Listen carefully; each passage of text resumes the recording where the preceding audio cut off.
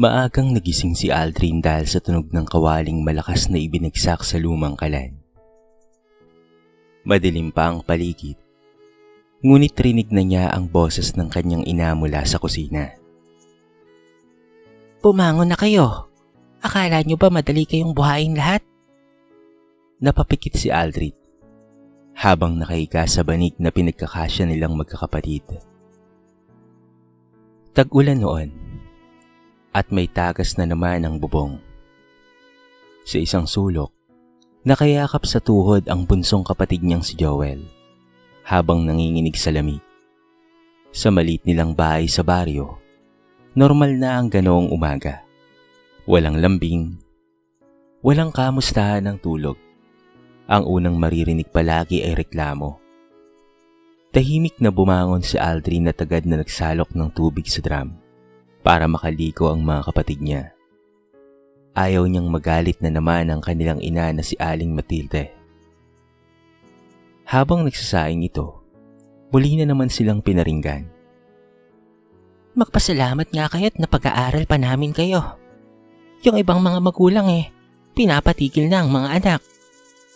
Tahimik lang ang lahat, kahit ang kanilang ama na si Mang Mario ay hindi umiimik habang ito'y nagkakape. Sanay na si Aldrin. Bata pa lamang siya, ay paulit-ulit na niyang naririnig na utang na loob nilang mga anak ang lahat. Pagkain, damit, matrikula, at kahit mismong buhay nila. Isang beses, noong 10 taong gulang pa lamang siya, naglakas loob siyang humingi ng bagong sapatos dahil sira na ang gamit niya sa paaralan. Pero imbes na maawa, napagalitan pa siya. Anong kala mo? Nagtatay kami ng pera? Sigaw noon ni Aling Matilde. Buti nga pinag-aaral pa kita . Mula noon, natuto si Aldrin na manahimik na lang. Pagdating sa eskwela, pilit niyang itinatago ang kapos niyang uniforme. Nahihiya siyang makisabay sa mga kaklase niyang may baon at may bagong damit. Ngunit mas masakit para sa kanya ang pakiramdam na parang kasalanan pa nilang mabuhay. Pag-uwi nila galing paaralan, datat na nilang galit na naman si Aling Matilde. Sino gumalaw ng bigas? Ang lalakas niyo ng kumain pero wala namang kayong maibigay. Tahimik na yumuko ang mga kapatid niya. Alam ni Aldrin na wala naman talagang ibang kumakain kung hindi silang pamilya lang. Nang gabing iyon, habang gumagawa ng assignment ang bunsong si Joel, mahina itong lumapit kay Aldrin. Kuya, nanginginig nitong sabi. Pwede bang hindi na lang ako pumasok bukas?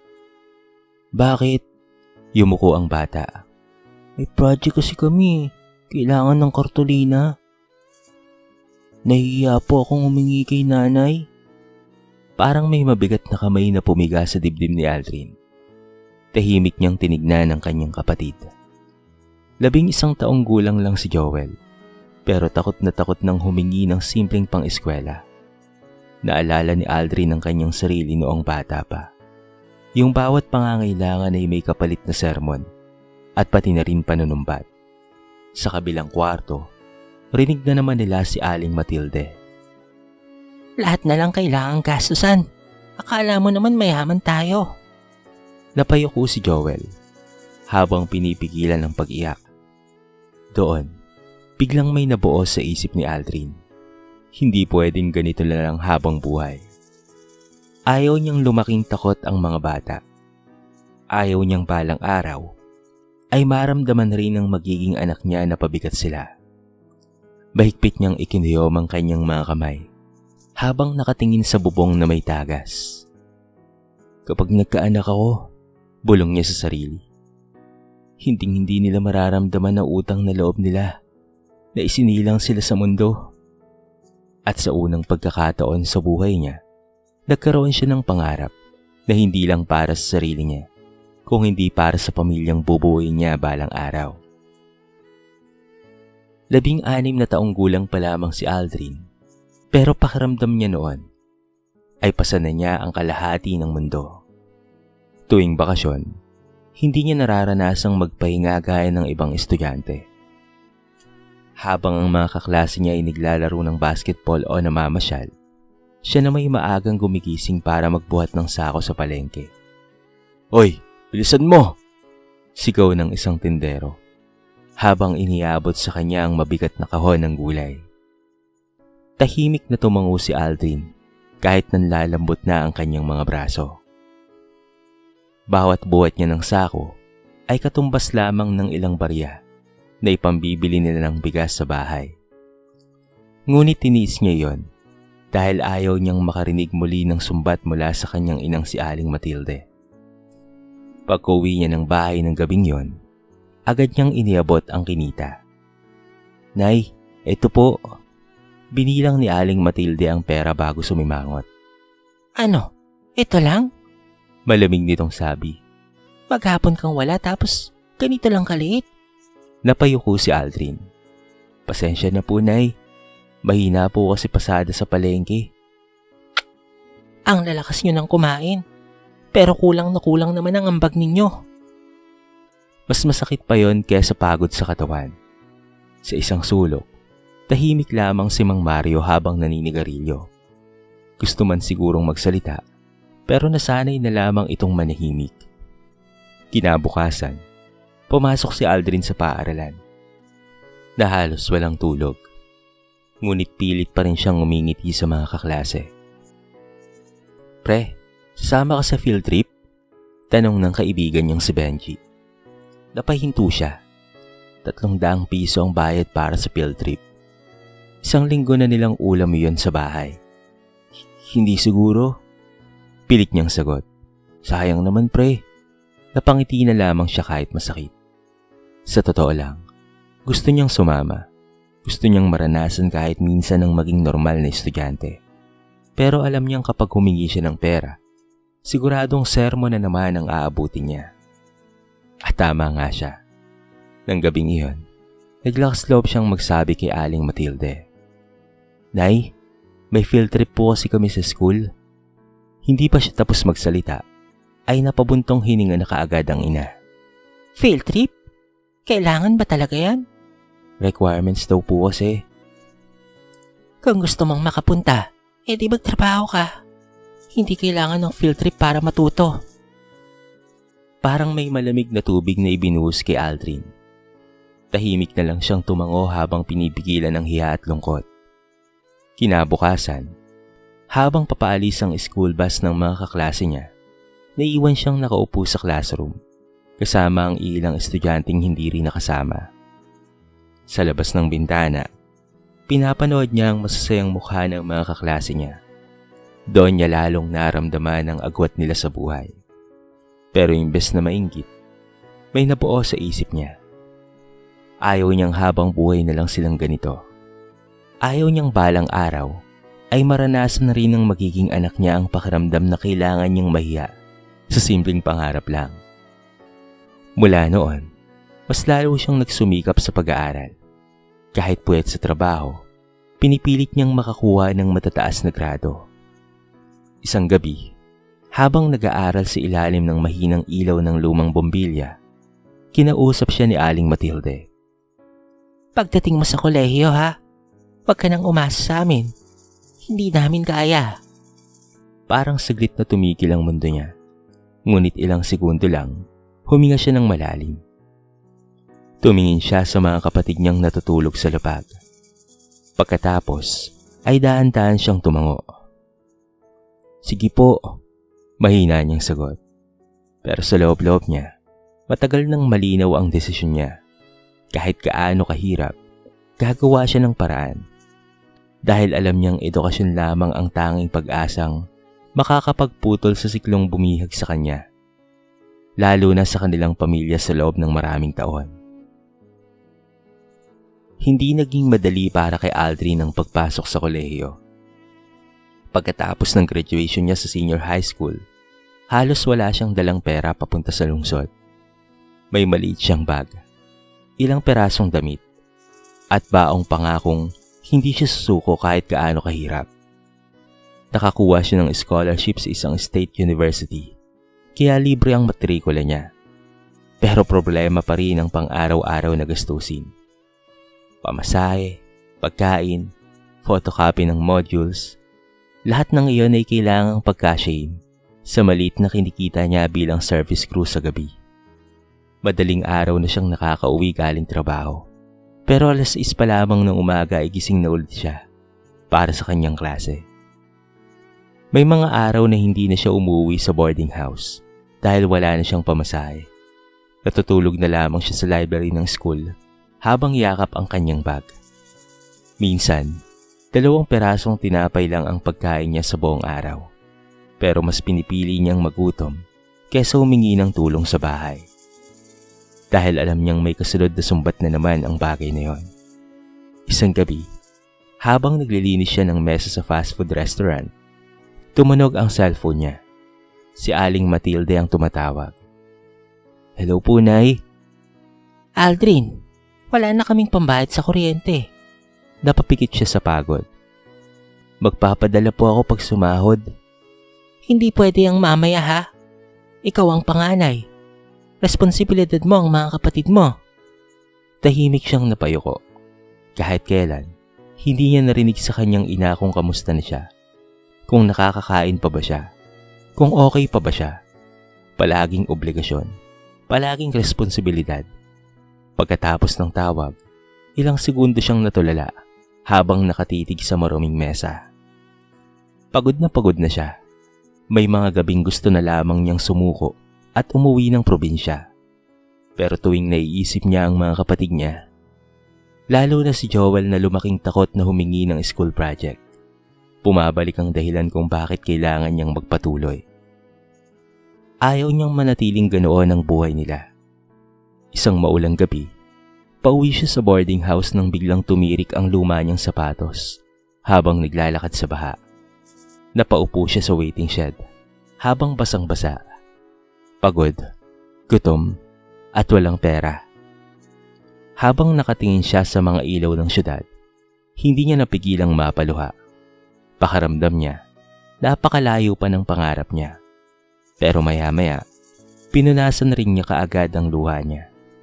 Hindi siya pwedeng huminto. Kinaumagahan, pumasok pa rin siya sa klase na basa pa ang medyas dahil wala siyang ekstrang sapatos. Sa kabila ng lahat, nanatili siyang isa sa pinakamataas sa kanilang kurso hanggang sa dumating ang araw ng graduation. Punong-puno ng tao ang gymnasium.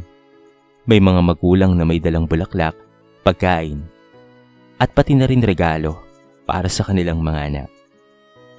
Tahimik lamang na nakaupo si Mang Mario sa likuran. Si Aling Matilde naman ay hindi nakapunta dahil wala raw pamasahe. Nang tawagin ang pangalan niya sa entablado, mahigpit niyang hinawakan ng diploma. Biglang nag-flash sa isip niya ang lahat. Ang tagas ng bubong, ang gutom, ang mga sumbat, ang paglalakad sa ulan, ang takot ng mga kapatid niya. At sa unang pagkakataon, naramdaman niyang may nabago na. Pagkababa niya ng stage, sinalubong siya ni Mang Mario. Tahimik itong tumango bago marahang nagsalita. "Pasensya ka na, anak, ha?" Parang may kumurot sa puso ni Aldrin. Ngunit ngumiti lamang siya. Dahil alam niyang hindi niya na kailangang dalhin habang buhay ang sakit ng kahapon. Habang nakatingin siya sa diploma niya, mahina niyang sinabi sa sarili, "Ito ang simula. Ito ang pagputol ko sa sumpang matagal nang bumiyag sa pamilya namin." Pagkatapos makapagtapos ng kolehiyo, hindi kaagad gumaan ang buhay ni Aldrin. Ilang buwan din siyang naghanap ng trabaho bago natanggap bilang office staff sa isang maliit na logistics company doon sa Maynila. Hindi kalakihan ang sweldo, pero para kay Aldrin, malaking hakbang na iyon palayo sa buhay na kinalakihan niya. Sa unang sahod niya, agad siyang nagpadala ng pera sa bahay.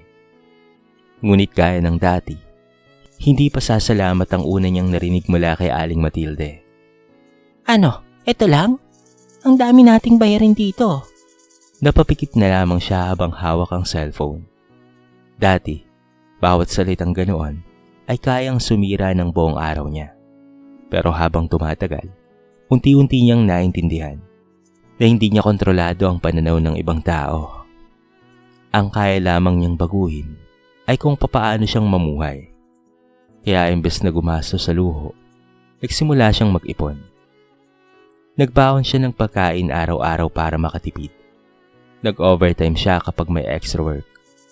Kahit gustong bumili ng bagong cellphone, mas pinili niyang magtabi ng pera. Ayaw niyang dumating ang panahon na mag-aanak siya nang hindi handa. Dahil para kay Aldrin, hindi dapat ipinapasa sa anak ang hirap ng magulang. Isang araw, habang kumakain siya sa karinderyang malapit sa opisina, may babaeng umupo sa katapat niyang mesa. Pwede bang makishare dito? Puno na kasi. Napatingin siya. Simple lang ang babae. Walang mamahaling gamit, pero magaan ang ngiti nito. Sige. Ang pangalan nito ay Jenny. Nagtatrabaho rin pala sa katabing opisina. Doon nagsimula ang madalas nilang pagkikita. Sa karinderya, sa waiting shed, minsan sa convenience store, habang pareho silang bumibili ng murang kape para labanan ng puyat. Hindi sanay si Aldrin na may taong nakikinig sa kanya nang walang hinihinging kapalit. Kay Jenny niya lang unang naikwento ang patungkol sa pamilya niya. Tingin ko kasi, mahina niyang sabi minsan habang naglalakad sila pa uwi. Lumaki kaming parang may utang dahil ipinanganak kami. Tahimik na nakinig si Jenny. Pero ayokong dalhin yon hanggang sa magiging anak ko balang araw. Ngumiti ang babae. Di wag mong ipamana. Simple lang ang sinabi nito, pero tumatak iyon kay Aldrin. Naging magkasintahan sila, at makalipas ang ilang taon, nagpakasal sila sa simpleng seremonya. Walang engranding handaan, ilang kaibigan at kapamilya lamang ang dumalo. Pero masaya si Aldrin. Sa unang pagkakataon, pakaramdam niya ay may sarili na siyang tahanang walang sigawan at walang sumbatan. Pagkatapos ng kasal, mas lalo siyang nagsikap. Nagkaroon siya ng sideline online tuwing gabi. Nag-ipon sila ni Jenny para sa maliit na bahay at emergency fund.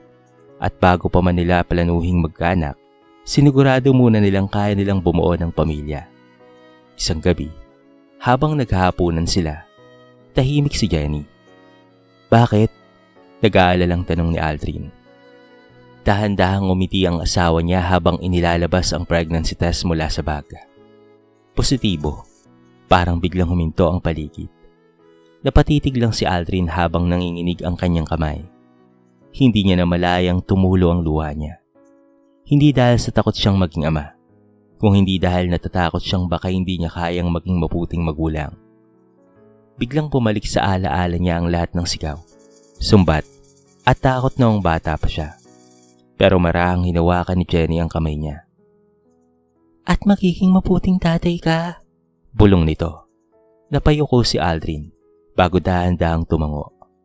Kinagabihan, mag-isa siyang naupo sa sala habang nakatingin sa mga gamit pambata na unti-unti nilang nabibili. Hindi mamahali ng mga yon, pero lahat pinaghirapan. At habang hawak niya ang maliit na pares ng medyas para sa magiging anak nila, mahina siyang nagsalita. Anak, hinding-hindi mo mararamdaman na pabigat ka sa amin. Lumipas ang mga taon at unti-unting nabuo ang tahimik na buhay ni Aldrin at ng asawa niyang si Jenny. Hindi man marangya ang buhay nila, puno naman ito ng mga bagay na noon ay hindi niya naranasan. Tawanan habang kumakain, simpleng kwentuhan bago matulog at katahimikan na walang sigawan. Tuwing umaga, sabay-sabay silang nag-aalmusal ng anak nilang si Liam bago ito pumasok sa paaralan. Pa, may drawing contest po kami. Masayang sabi ng bata isang umaga. Ngumiti kaagad si Aldrin.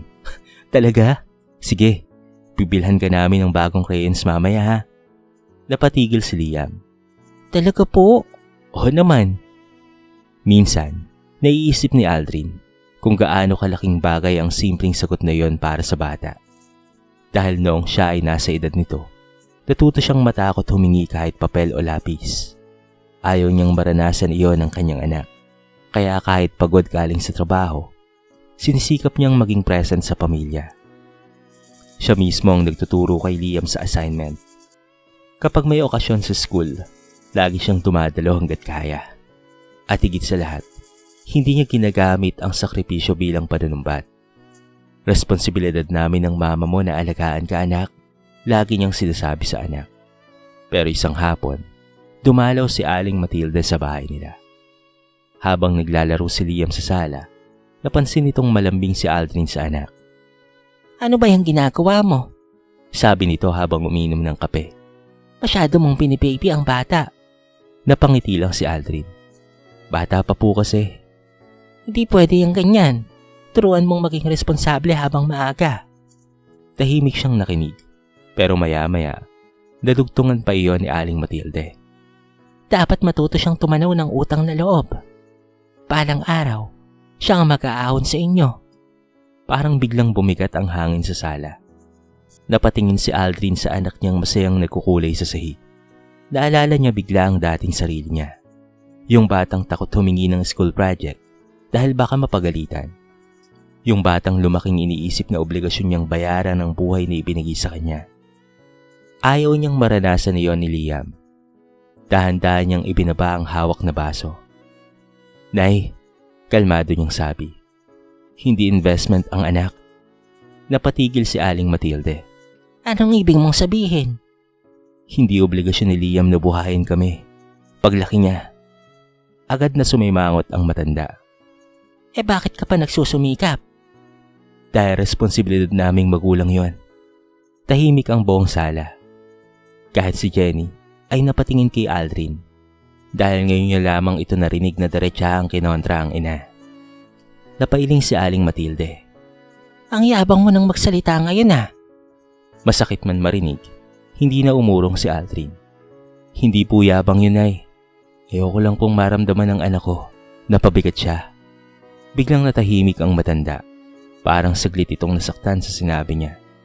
At doon lamang napansin ni Aldrin kung gaano katanda ang itsura ng kanyang ina ngayon.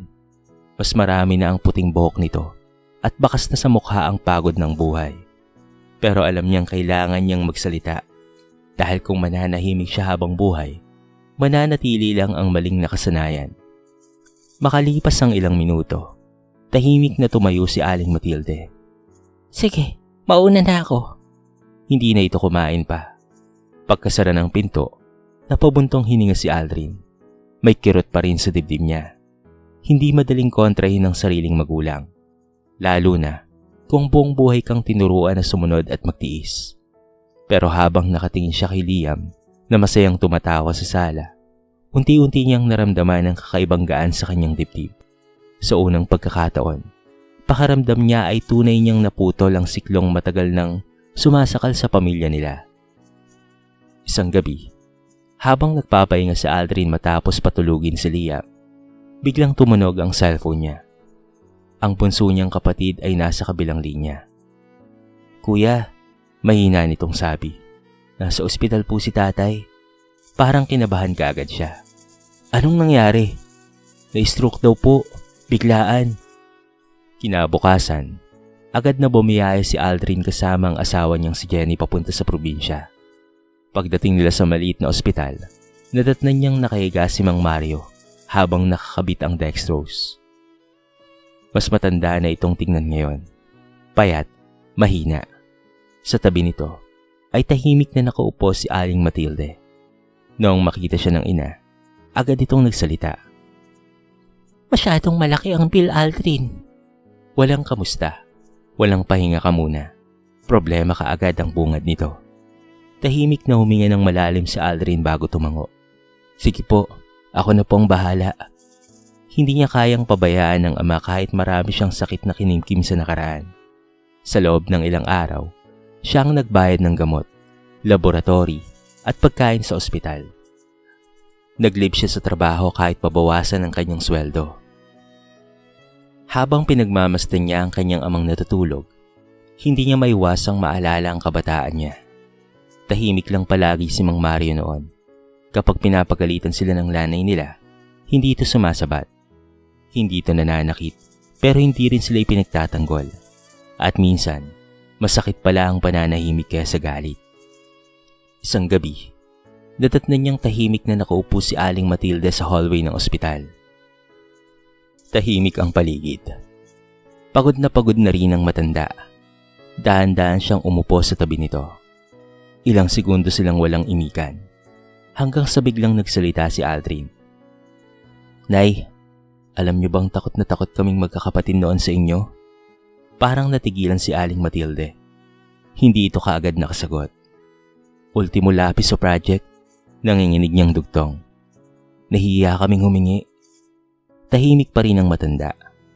Lumaki kaming parang kasalanan naming nabubuhay kami. Unti-unting namuo ang luha sa mata ni Aldrin. Ngayon lang niya nailabas ang lahat. Alam niyo ba kung bakit ako nagpursige? Papait siyang napangiti. Dahil ayokong maranasan ang magiging anak ko, yung naranasan namin. Napayuko si Aling Matilde. At sa unang pagkakataon sa buong buhay niya, nakita ni Aldrin na nanginginig ang balikat ng kanyang ina. Hindi ko alam. Mahina nitong sabi. Napatigil siya. Ganoon din kasi ang pagpapalaki sa amin noon. Nangingilid ang luha nito. Mas mabigat pa nga. Tahimik lang na nakinig si Aldrin. Kapag may mali kami dati, pinapalayas kami. Bata pa lang ay nagtatrabaho na kami. Napahikbi ito. Akala ko normal lang na maging matigas para matutong lumaban ng anak. Parang biglang bumikat ang dibdib ni Aldrin. Sa unang pagkakataon, nakita niyang hindi lang pala galit ang dala ng kanyang ina, kung hindi sugat rin. Sugat na ipinasa lang sa kanila nang hindi nito namamalayan. Hindi ko gustong sakitan kayo. Umiiyak na sabi ni Aling Matilde. Akala ko tama ang lahat. Tahimik na napayuko si Aldrin. Hindi kaagad nawala ang sakit ng nakaraan. Hindi mabubura ng isang usapan ang lahat ng taon ng takot at panunumbat. Pero sa unang pagkakataon, naintindihan niya kung saan nanggagaling ang lahat. Pare-pareho lang pala silang biktima ng lumang siklo. Maya-maya, nasilayan nila si Liam na masayang tumatakbo sa hallway habang hawak ang laruan. Tahimik na napatingin doon si Aling Matilde. Masaya ang anak mo. Mahina nitong sabi. Tumingin si Aldrin sa anak niya sa kamarahang ngumiti. Oo, Nay. At habang pinapanood ng matanda ang apo niyang walang takot na tumawa at magsalita, unti-unti nitong nauunawaan ng bagay na matagal nang hindi nakita ng kanilang pamilya.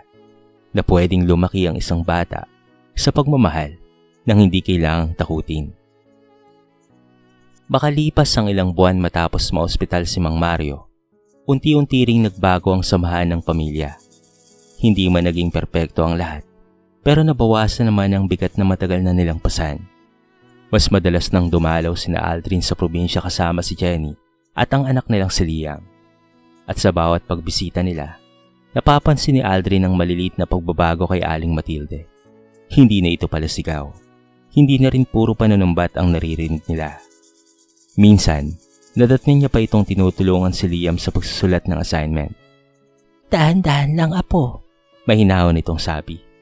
Hindi kailangang madaliin. Napahinto si Aldrin habang nakatanaw mula sa pintuan. Noon, hindi niya maramdamang pwede palang magsalita ng ganoon ang kanyang ina. Tahimik siyang napangiti.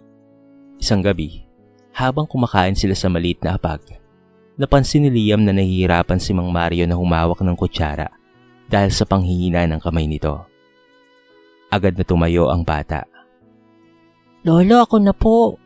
Dahan-dahan itong isinubo ang pagkain sa matanda.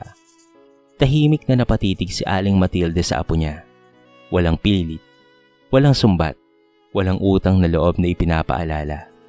Kusang ginagawa ng bata dahil mahal nito ang lolo niya. At doon, unti-unting tumama kay Aling Matilde ang bagay na matagal nitong hindi naintindihan. Na hindi kailangang takutin o sumbatan ng anak para magmahal at tumulong. Pagkatapos kumain, lumabas si Aldrin sa bakuran upang siya ay magpahangin. Tahimik ang gabi. Tanging kuliglig lamang ang maririnig. Maya-maya, lumapit si Aling Matilde at tumabi sa kanya. Matagal silang walang inigan, hanggang sa mahina itong nagsalita. Masaya ang pamilya mo, anak. Napangiti si Aldrin habang nakatanaw sa madilim na kalangitan.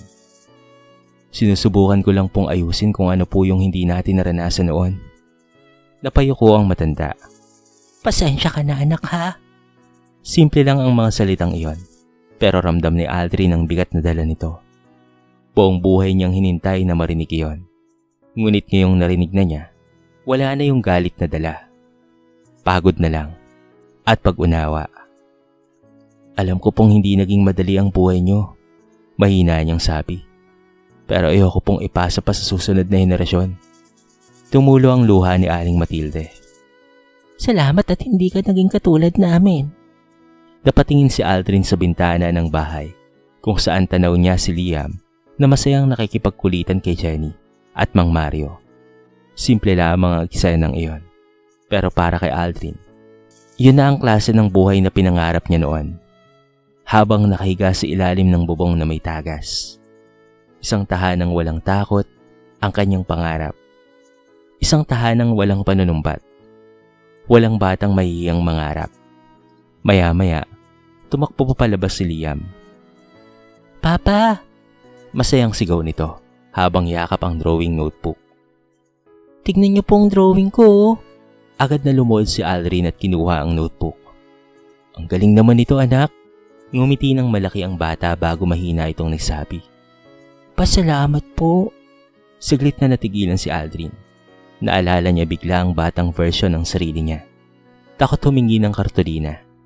Takot magkamali. At takot maging pabigat.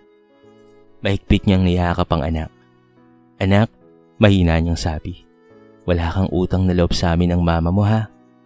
Nagtatakang tumingala si Liam. Responsibilidad naming mahalin ka at alagaan. Tahimik na napaluha si Aling Matilde habang pinapanood sila. At sa unang pagkakataon matapos ang maraming taon, tuluyan itong naunawaan ang pinakamahalagang bagay na hindi na ituro sa kanya noon. Na ang tunay na pagmamahal ng magulang ay hindi nasusuklian ng utang na loob, kung hindi kusang bumabalik sa pamamagitan ng respeto, pagmamahal at mabuting alaala. At minsan, ang pinakamahirap ngunit pinakamahalagang laban ay ang pagpili na putulin ang maling siklo ng nakaraan. Lumipas pa ang maraming taon. Unti-unting tumanda sina Aldrin at Jenny habang si Liam na may unti-unti nang nagbibinata. Hindi man marangya ang buhay nila, pero naging sapat iyon para mamuhay ng payapa. May sarili silang maliit na bahay, may simpleng sasakyan, nakapagbabakasyon minsan.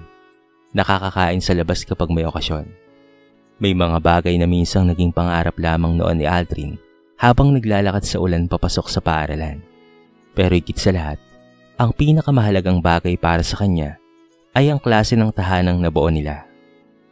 Isang buhay na walang sigawan, walang sumbatan, walang batang natatakot magsabi ng nararamdaman. Isang gabi, nadatna ni Aldrin si Liam na seryosong nag-aaral sa sala. Anak, magpahinga ka naman muna. Sabi niya habang inilalapag ang hiniwang prutas. Ngumiti si Liam. Okay lang po ako dito pa. Gusto ko pong makapasa sa science competition. Napaupo si Aldrin sa tabi nito. Noon, kapag nag-aaral siya, kaba ang nararamdaman niya. Takot magkamali, takot mapahiya, takot na magdagdagan ng gastusin. Pero ngayon, habang pinagmamasdan niya ang anak, nakita niya ang malaking kaibahan. Masaya itong nangangarap at malaya. Makalipas ang ilang araw, dumalaw sila Aling Matilde at Mang Mario sa kanilang tahanan. Mas mahina na ngayon ang matatanda. Mabagal nang maglakad si Mang Mario, habang si Aling Matilde na may madalas ng tahimik. Habang naghahapunan, napansin ni Aling Matilde kung paanong ikinikwento ni Liam ang lahat ng plano nito sa buhay. Gusto ko pong maging architect balang araw. Masaya nitong sabi. At bakit architect anak? Para makagawa po ako ng bahay para sa mga taong walang matirhan. Napangiti si Aldrin, pero si Aling Matilde ay natulala. Noon kasi, ay bihira silang mangarap ng ganoon. Bata pa lang sila, survival na kaagad ang iniisip. Utang, gastos, responsibilidad, at hindi pangarap. Tahimik na napatingin ang matanda kay Aldrin. Ngayon niya tuluyang nakita ang pagkakaiba ng pagpapalaki sa takot at pagpapalaki sa pagmamahal. Hindi naging tamad si Liam kahit hindi pinipilit. Hindi naging bastos kahit hindi tinatakot. hindi naging madamot kahit hindi sinusumbatan. Pagkatapos kumain, habang nagugas ng plato si Aldrin, marahang lumapit si Aling Matilde. Anak? Mahina nitong tawag. Bakit po, Nay? Matagal muna itong natahimik bago nagsalita. Tama ka noon. Napahinto si Aldrin. Hindi dapat ginagawang utang ng anak ang pagpapalaki. Unti-unting namuo ang luha sa mga mata ng matanda. Ngayon ko lang naintindihan. Tahimik nang umiti si Aldrin. Hindi niya inakalang darating ang araw na maririnig niya yon mula sa kanyang ina. Pero wala na yung bigat ng galit kung hindi kapayapaan na lang.